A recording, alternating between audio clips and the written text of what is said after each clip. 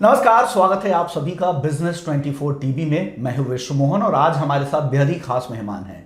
Quantum mutual fund के CEO चिराग मेहता है। बहुत बहुत शुक्रिया सर, आपने वक्त निकाला बिजनेस 24 टीवी के लिए, जहां पे वेल्थ क्रिएशन का एक नया ठिकाना बनने जा रहा है।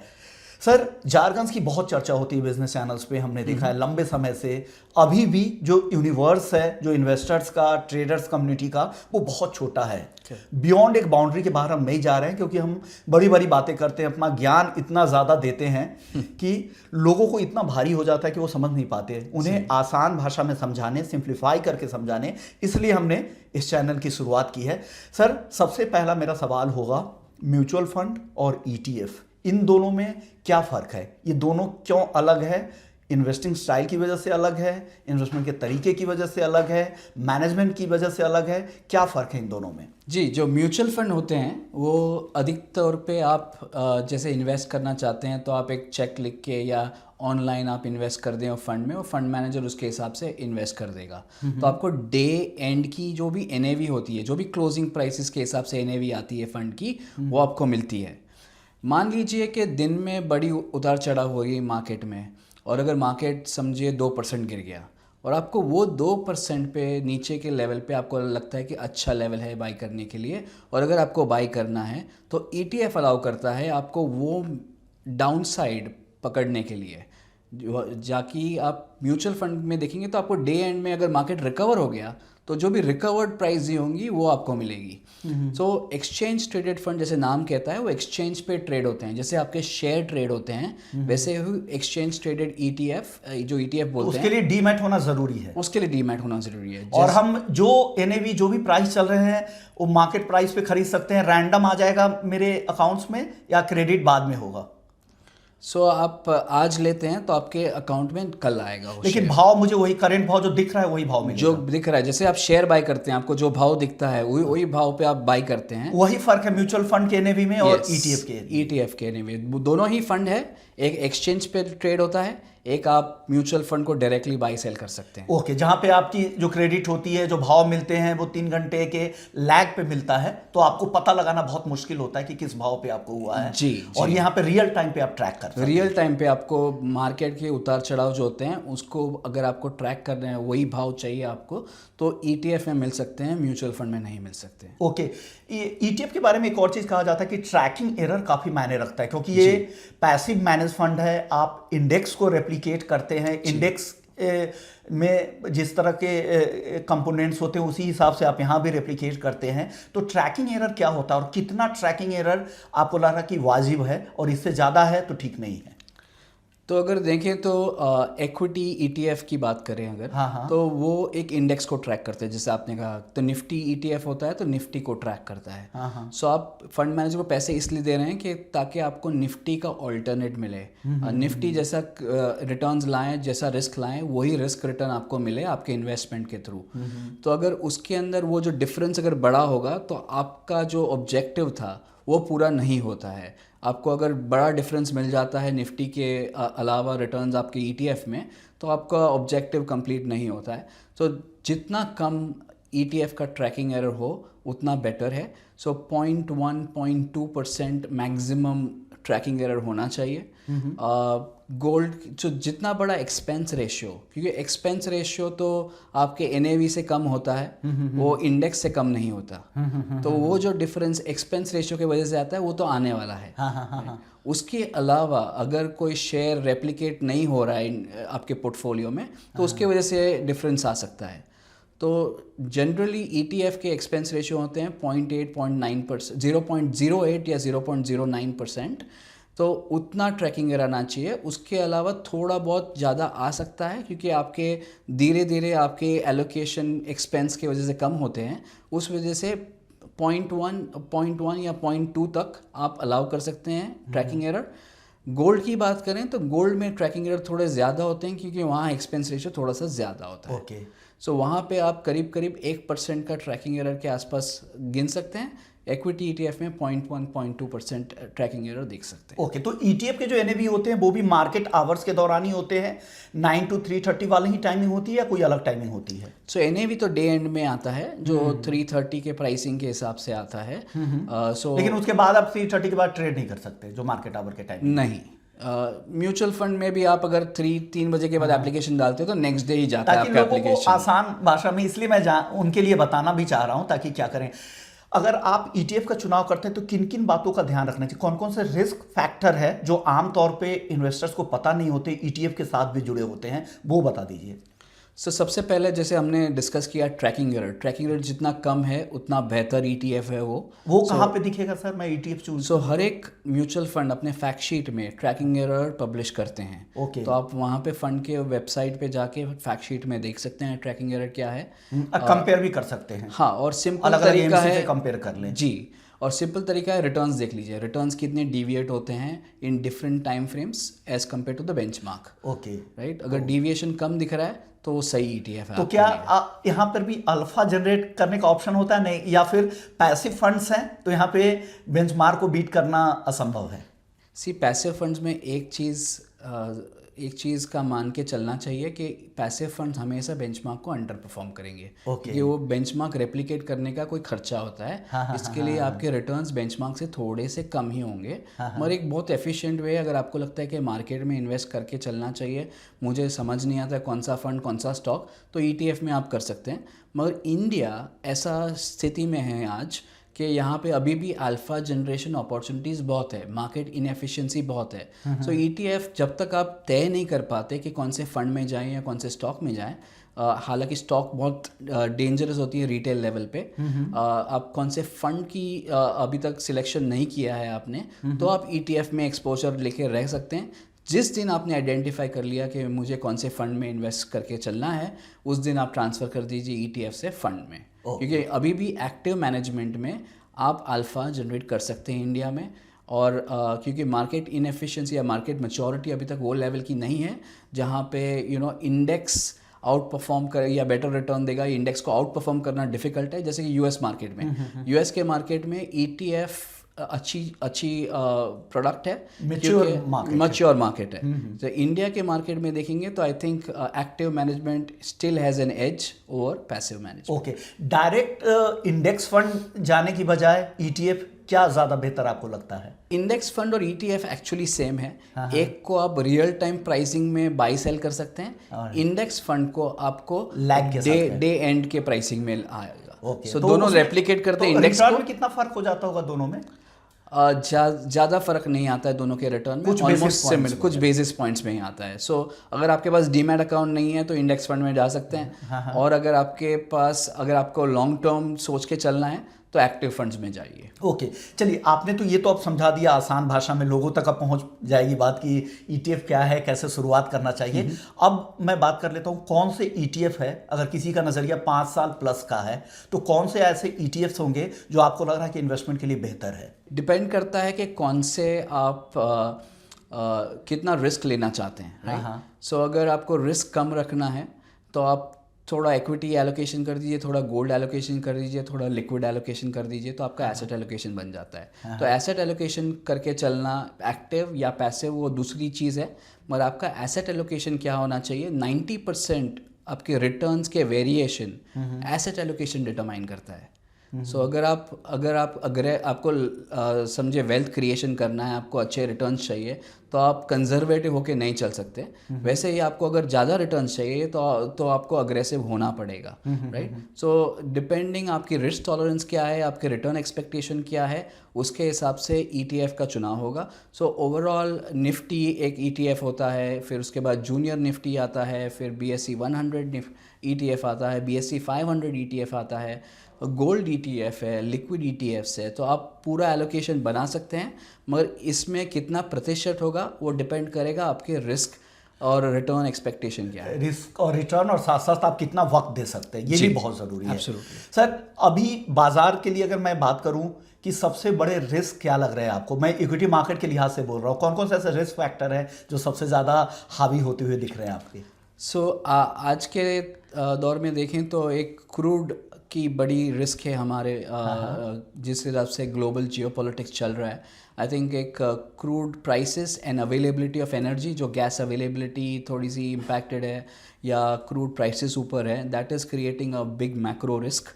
सो उसके अलावा हमें लगता है कि market from a valuation stand point काफ़ी अच्छे है, मगर ये रिस्क जिस हिसाब से पैन आउट होंगे, समझिए अगर क्रूड ऑयल प्राइसेस $100 के ऊपर रहते हैं या 120 के ऊपर रहते हैं या 150 के ऊपर रहते हैं, उसके हिसाब से आपके मैक्रोस काफ़ी इम्पैक्ट करेंगे कंपनी की अर्निंग्स, और उस वजह से काफ़ी इम्पैक्ट आ सकता है।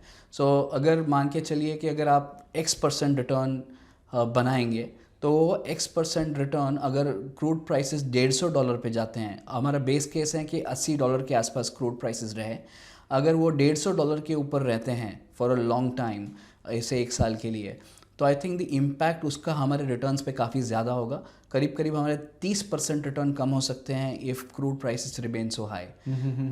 अगर वो मैक्रो रिस्क चला जाता है तो आई थिंक इंडिया का वैल्यूएशन आज काफ़ी अच्छे लेवल पे है, जहाँ से रीजनेबली हाई रिटर्न्स बन सकते हैं इन्वेस्टर्स के लिए, क्योंकि हम जो एक अपसाइड पोटेंशियल देखते हैं हमारे पोर्टफोलियोज़ के लिए, तो आज ये लॉन्ग टर्म एवरेज से ऊपर है, राइट। तो एक उदाहरण के तौर पे सितंबर 24 वो हमारा अपसाइड पोटेंशियल बता रहा था कि हमारे पोर्टफोलियो में 11% एब्सोल्यूट रिटर्न निकलेगा 2 साल में। आज तो 2 साल में अगर 11% इक्विटी से निकलता है, मेरे को बॉन्ड या एफडीज ज़्यादा रिटर्न दे देंगे, तो वो कंड्यूसिव लेवल नहीं था।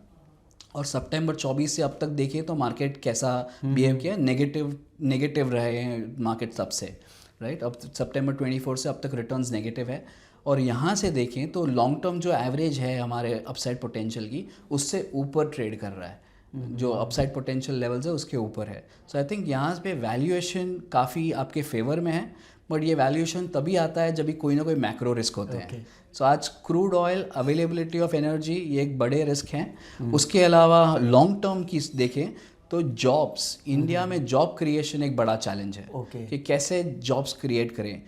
28,000 से ज़्यादा हमें जॉब्स क्रिएट करने हैं पर डे अगले 10 साल के लिए, उतनी वर्कफोर्स आ रही है एम्प्लॉयमेंट में, राइट। तो कैसे ये सब के लिए जॉब्स क्रिएट करें, वो एक बड़ा चैलेंज है इंडिया के लिए। सो आई थिंक सबसे बड़ा मैक्रो रिस्क वो है लॉन्ग टर्म, और नियर टर्म में कैसे जियोपॉलिटिक्स और क्रूड ऑयल प्राइसेस बिहेव करते हैं, अवेलेबिलिटी ऑफ एनर्जी बिहेव करता है, उस हिसाब से रिस्क पैन आउट होंगे। ओके, तो ये कुछ बड़े रिस्क आपने बता दें कि ये एक तो एम्प्लॉयमेंट जनरेशन, वो उसकी चिंता है क्योंकि लोगों की स्पेंडिंग पावर नहीं होगी तो पूरा जो साइकिल है वो खराब हो सकता है। दूसरा बड़ा रिस्क एनर्जी के प्राइसेस, जियोपॉलिटिकल रिस्क है, और जो सबसे बड़ा ट्रिगर होता है, हमने जितनी भी मंदी देखी है ना, रिसेशन देखी है दुनिया में, शुरुआत में क्रूड ऑयल, जो मॉडर्न हिस्ट्री में क्रूड ऑयल से ही ट्रिगर होती है, क्योंकि मार्जिन, महंगाई बढ़ती है, मार्जिन आपके कम होने लगते हैं तो बिजनेस में डिफॉल्ट होने शुरू हो जाते हैं, तो पूरा एक विशियस साइकिल क्रिएट होता है। कि इस बार स्लो डाउन की आशंका कितनी प्रबल लग रही, कितनी ज़्यादा आपको इस साल लग रही है? 2026 के अंत तक क्या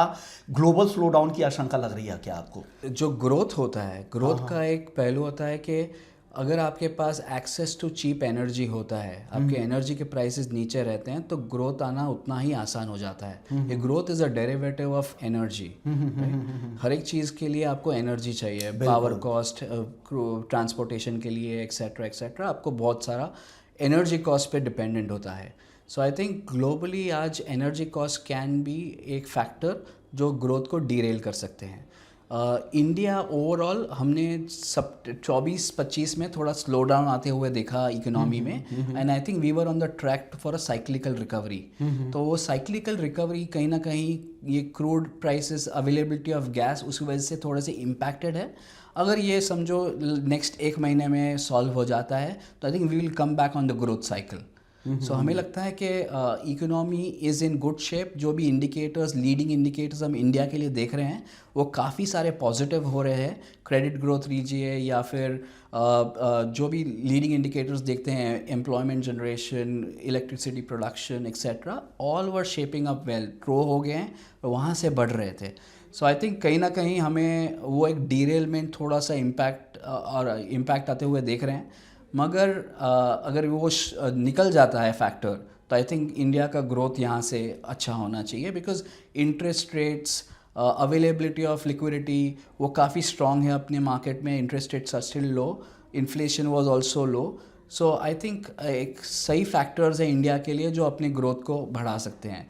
ग्लोबली हमें लगता है कि geopolitics could be one thing that can impact growth, but उसके अलावा हमें नहीं लगता है कि even globally there has been like in the US there can be some signs of slow down from where we are, मगर उसके अलावा कोई इंडिया को इम्पैक्ट करें वैसे ट्रिगर्स हम नहीं देख रहे हैं जियो पोलिटिकली ग्लोबली भी पैन आउट होते हुए. So I think India from that perspective अगर ये ऑयल के मैक्रो रिस्क निकल जाते हैं तो we are on a good good track और डिकपल भी हो सकते हैं कुछ हद तक. Absolutely. क्यों, हालांकि ग्लोबल मार्केट है, बहुत ज़्यादा डिकपलिंग भी मुश्किल है.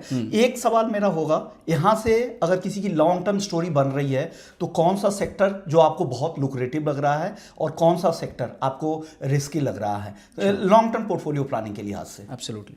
सो हमें लगता है कि एक जो BFSI सेक्टर है, बैंकिंग एंड फाइनेंशियल सर्विसेज, वहाँ पे हम अच्छा ट्रैक्शन देख रहे हैं ओवरऑल, जहाँ पे वैल्यूएशन भी ठीक है, ग्रोथ भी ठीक है, और यहाँ से आप इन्वेस्ट करते हैं अपसाइड के लिए, राइट? अगर अपसाइड प्राइस्ड इन है तो उसमें भले कितना ही एम्पेटस हो सेक्टर में, ग्रोथ हो सेक्टर में, अगर वो पूरा ग्रोथ प्राइस्ड इन है तो आपको कोई रिटर्न्स नहीं बनेंगे. बिल्कुल. सो जैसे कि आज एनर्जी एज अ सेक्टर ले लीजिए, वहाँ पे ग्रोथ प्रॉस्पेक्ट्स काफ़ी अच्छे हैं, मगर अगर वैल्यूएशन वाइज देखें तो कंफर्ट नहीं है वो सेक्टर में. मगर अगर BFSI एज अ सेक्टर देखें तो वहाँ पे ग्रोथ भी है और वैल्यूएशन भी आपके फेवर में है. सो वहाँ पे अपसाइड हमें लग रहा है कि बन सकता है market in next 2 to 3 years. Technology एक सेक्टर है जहाँ पे फियर्स ऑफ AI आर ओवरब्लोन हमारे हिसाब से. ये अच्छा लेवल आ गया है फ्रॉम अ वैल्यूएशन परस्पेक्टिव, जहाँ पे dividend yield of IT companies have gone to 4.5%.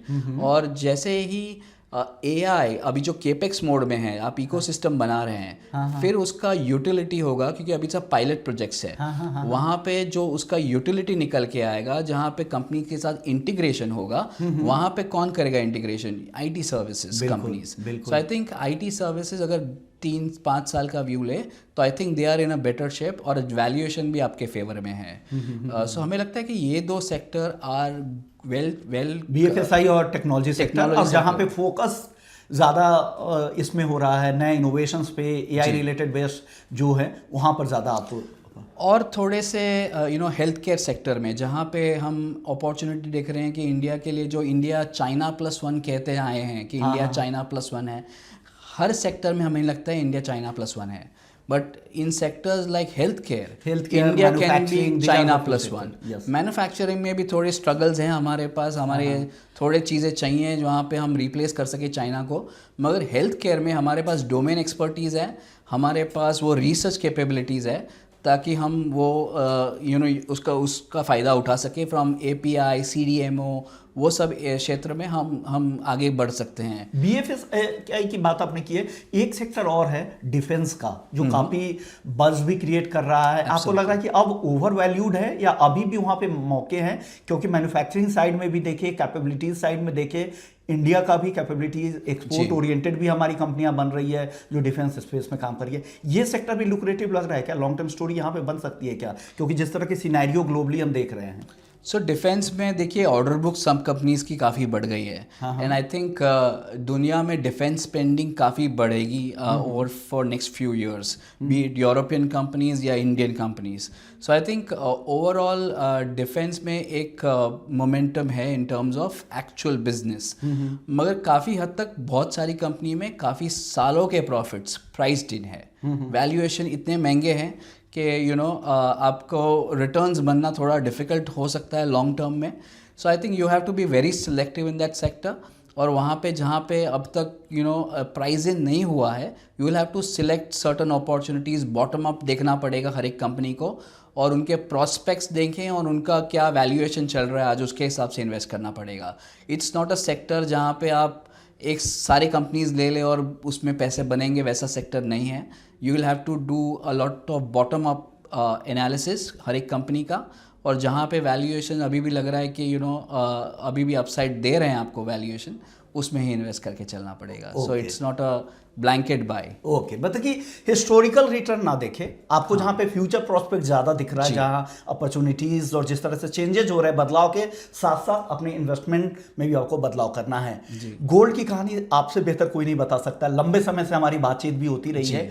Gold की स्टोरी अभी भी शाइनिंग स्टोरी लगती है? क्या वो शाइनिंग टाइम अब कुछ समय के लिए स्थिरता वहाँ पे दिख रही है और बहुत ज़्यादा नहीं चलने वाला है गोल्ड? यहाँ से वक्त लगेगा, चलेगा, लॉन्ग टर्म स्टोरी तो हमेशा बुलिश रहता है गोल्ड का। गोल्ड की कहानी क्या है? नहीं, अभी भी मुझे लगता है कि there is still steam left. हाँ। अभी भी हमें लगता है कि गोल्ड पॉजिटिव है। ऐसे पीरियड्स ऑफ कंसोलिडेशन करेक्शन आएंगे और आते रहे हैं गोल्ड मार्केट्स में। बट आई थिंक यहाँ से मुझे लगता है कि डाउन साइड्स काफ़ी कम है, बिकॉज फंडामेंटल्स अभी भी गोल्ड के फेवर में है। अभी भी जो स्ट्रक्चरल प्रॉब्लम है डेवलप देशों की, जैसे यूएस, यूरोप, जहाँ पे डेफिसिट और डेट के कोई सोल्यूशन नहीं है, अभी भी वो इम्बैलेंस स्टेट में है।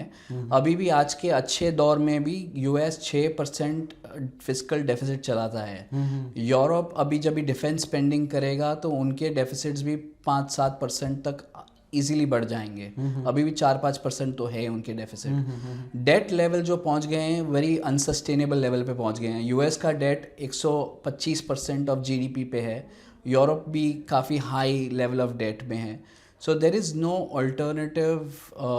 आई मीन यहाँ पे करेंसी वीकनेस आने के चांसेस काफ़ी ज़्यादा है, और करेंसी डाइवर्सिफिकेशन के लिए आपके पास कोई और उपाय नहीं है, but gold is the only solution. तो आपको लग रहा है कि ये न्यूट्रल तरीका है? कभी भी किसी दूसरी करेंसी की ओर हम शिफ्ट करते हैं तो यहाँ पे जो न्यूट्रल करेंसी के तौर पे गोल्ड काम करता है, ये काम करता रहेगा? सो 2-3 चीज़ें हैं इसमें। एक तो ये डेफिसिट और डेट का प्रॉब्लम है। यहाँ पे इंटरेस्ट रेट्स दबाव में रहेंगे, क्योंकि उनके अगर इंटरेस्ट रेट्स बढ़ते हैं तो उनका इंटरेस्ट पेमेंट बढ़ जाता है। आज की तारीख में भी ये इंटरेस्ट रेट पे यूएस $1 ट्रिलियन अपने इंटरेस्ट स्पेंडिंग करता है, इंटरेस्ट के लिए देता है।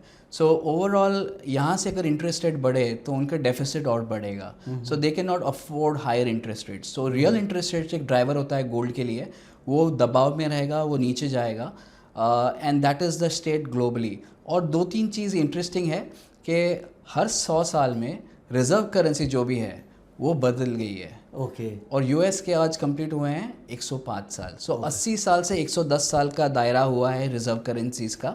एवरेज 100 साल के आसपास है, और यूएस करेंसी को 105 साल हुए हैं। दूसरा एक बोला जाता है कि एक फेमस जेंटलमैन है नियाल फर्ग्यूसन लॉ जिसे कहा जाता है। उनका कहना है कि जो भी कंट्री के डिफेंस स्पेंडिंग उनके इंटरेस्ट पेमेंट से कम हो जाए, या इंटरेस्ट पेमेंट डिफेंस स्पेंडिंग से बढ़ जाए, वो करेंसी अपना डोमिनेंट सुपर पावर खो देता है। और यूएस के पिछले साल डिफेंस स्पेंडिंग या इंटरेस्ट पेमेंट डिफेंस स्पेंडिंग से बढ़ गए हैं। सो कहीं ना कहीं ये सब आके बता रहा है कि यूएस अपनी अथॉरिटी कहीं ना कहीं खो रहा है, और पॉलिसी मेकिंग उसे बढ़ा रहे हैं इन terms of losing that power. Okay, तो आपको लग रहा है कि जो डॉलर का जो डोमिनेंस है वो धीरे धीरे खत्म हो जाएगा? जो डी डॉलराइजेशन की जो बातचीत हो रही है वो आने वाले समय में और भी ज़्यादा बड़ा प्ले यहाँ पर देखने को मिल सकता है। चांदी की कहानी खूब बनी, हमने देखा एक बड़ी रैली, हमने देखा 2026 की शुरुआत में, उसके बाद एक बड़ा करेक्शन भी हमने देखा। क्या लग रहा है, चांदी में दम है, या आपको लग रहा है कि इन भाव पर भी, इतनी गिरावट के बाद भी, 40% टूटने के बाद भी चांदी की इंडस्ट्रियल बाइंग नहीं हो सकती है? क्योंकि जो इंडस्ट्री की जो कहानी बन रही थी वो 6-6 महीने आगे के हिसाब से इंडस्ट्री हेज करती है। क्या लग रहा है, चांदी में दम दिख रहा है अभी? हमें तो पहले भी नहीं लग रहा था, एंड प्राइसेस काफ़ी स्ट्रेच हो गए थे। बहुत अनसस्टेनेबल लेवल्स पे चले गए थे। तो हमें लगता है कि चांदी में बहुत नरेटिव था, और आज भी बहुत नरेटिव है as oppose to facts.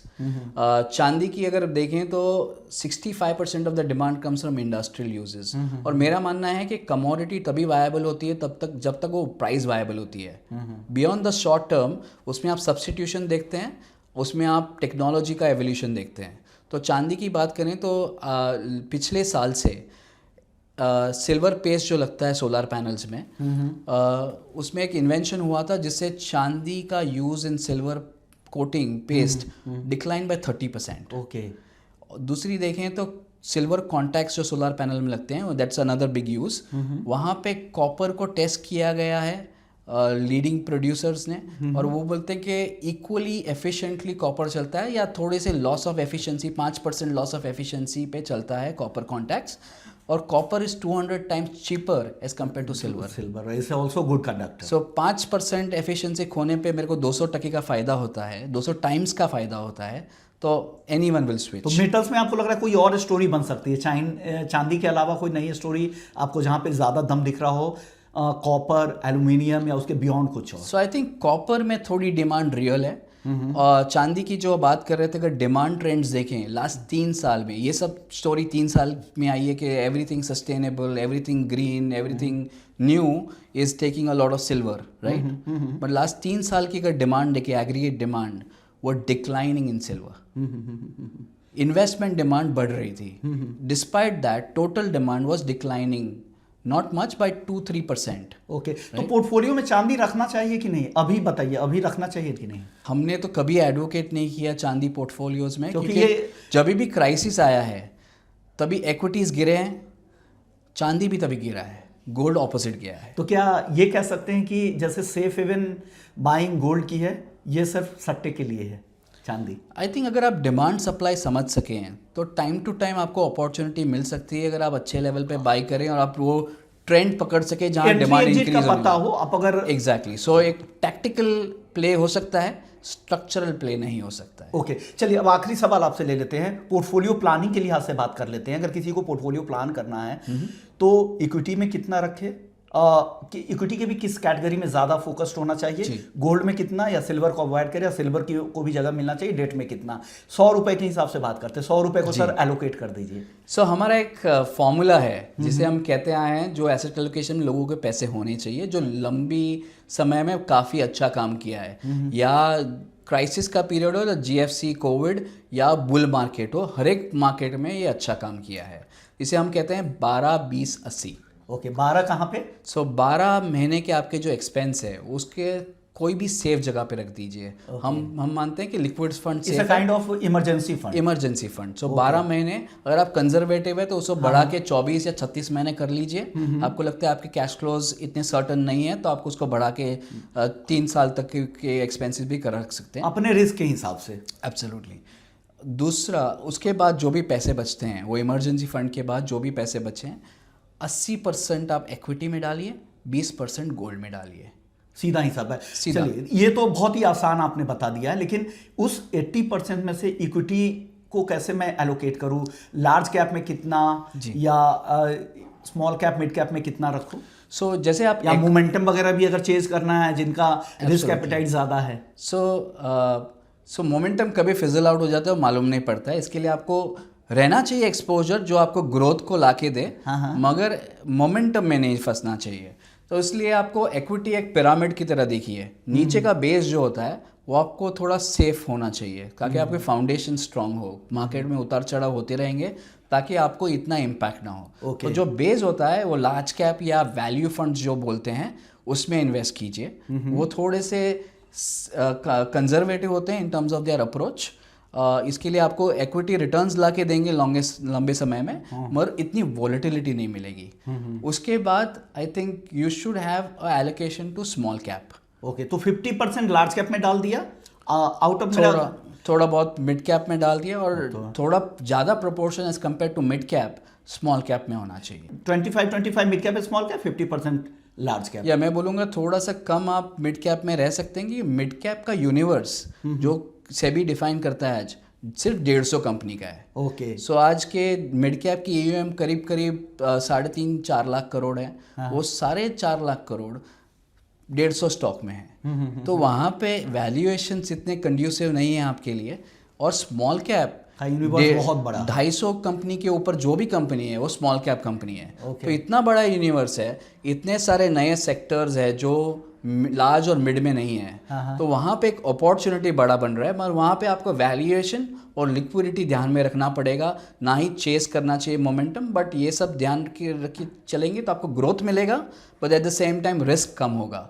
So I think ये एक पिरामिड की तरह बेस बनाइए which is liquid, long term, conservative, और उसके ऊपर आप थोड़ा स्मॉल कैप एलोकेशन बढ़ा दीजिए। तो I think that is a good allocation. तो गुड एलोकेशंस, और वहाँ पे अल्फा भी जनरेट कर सकते हैं, एवरेज मार्केट से बेहतर रिटर्न पा सकते हैं। एब्सोल्युटली। बहुत बहुत शुक्रिया करेंगे, आपने तमाम मुद्दों पे चर्चा की, ETF से लेके म्यूचुअल फंड, इंडेक्स फंड से लेके लार्ज कैप, स्मॉल कैप, हर तरह की कैटेगरी के फंड्स के बारे में, और सोने चांदी को लेकर पूरा मैक्रो पिक्चर भी आपने लोगों को समझा दिया। इसके लिए बहुत बहुत शुक्रिया। CIO हैं क्वांटम म्यूचुअल फंड के चिराग मेहता जी, जो लगातार आपको गाइड करते भी रहते हैं अलग अलग फंड के जरिए। यहाँ पर इनके ये जहाँ पे इन्वेस्टमेंट करते हैं लोग इनको फॉलो करते हैं, इनकी बातें सुनी जाती है। उम्मीद करते हैं आपको ये चर्चा पसंद आई होगी। बहुत बहुत शुक्रिया सर। शुक्रिया, thank you so much. Thank you so much. तो बिजनेस 24 टीवी में इसी तरह के इंटरव्यूज हम आपके लिए आगे भी लेकर आते रहेंगे, तो बने रहिए हमारे प्लेटफॉर्म पे।